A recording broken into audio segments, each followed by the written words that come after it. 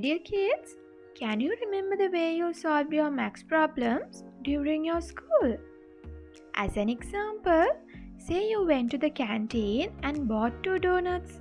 If each cost 60 rupees, you should multiply the amount by 2 and give 120. So, in Excel also, you can work with numerical data inside the spreadsheet, just like a small calculator. So with this lesson, we are going to learn how to write a formula in Excel. So before starting this formula lesson, you need to consider some important facts. So I prefer if you note down them in your notebook. In your day-to-day life, if someone asks you to add 5 into 10, what will you do? For sure, you will say 5 plus 10 equals 15, right? But when we are mentioning formulas in Excel, we should always start with the equal sign. So this is an important point, so it's better if you can note it down. So in Excel, we can write it as equal 10 plus 5.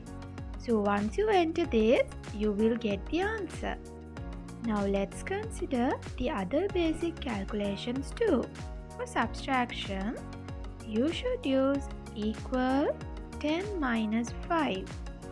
For multiplication, equal 10 asterisk 5.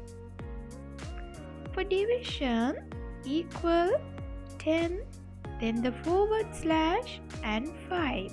For the exponent, equal 10 caret 5.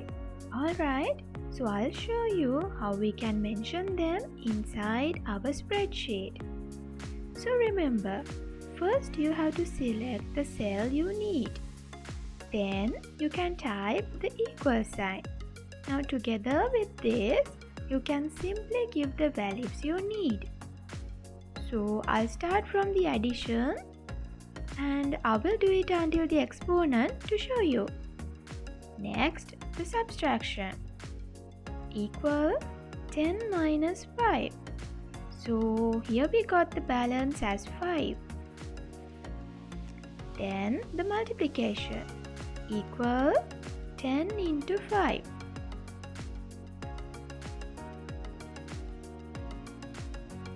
Answer will be 50. Now comes the division. Equal 10 divided by 5.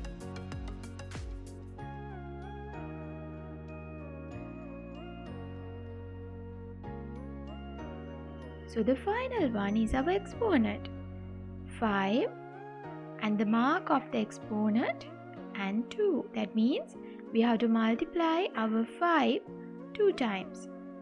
5 into 5. So the answer will be 25.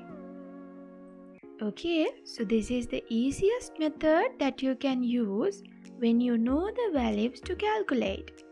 But sometimes we have to find the answers from the Excel spreadsheet. Say this example. Here I have created a simple budget on the screen. So they have given us the quantities as well as the single price for each unit separately. So what we have to do is, we have to find the total amount for each line. As well as that, in the below line, they have given me the previous budget. That means for the last month of February. So I'm going to find the difference between these 2 months as well. Okay, so let's get started. As you can see, in the 4th row, they said me the total number of items are 10. And each single unit cost $15. So what I need to do is, to get the final amount, I should multiply the quantity and the price per unit. I'll start from the equal sign as usual. Next, I need to mention the cell address of the quantity. So here you can see The cell is B4. If you like, you can type it here, or else you can select with your mouse. Next, I will put the asterisk because I need to multiply these two. Now let's give the next cell as C4. This time I am going to select it with the mouse. If you have noticed properly, once you are mentioning the cells, automatically they get highlighted. So here it is. Now I will hit the enter button. Alright, so now we are going to learn an easy method to get our next few answers. Let's see how to do it. As you can see, in the corner of our cell, we have our fill handle button.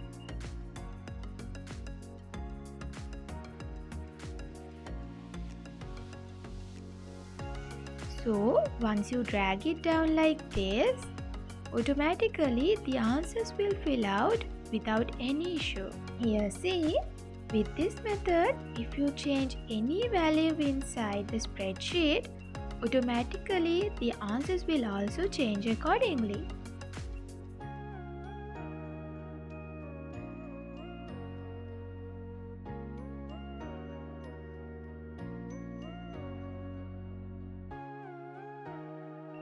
Now let's find the difference between these two values. Before that, we need to get the subtotal of all these four cells. I'll place my cursor here. Then I will enter the equal mark. Now I will measure each cell separately. First T4, then the plus mark, then T5 plus T6 plus and T7.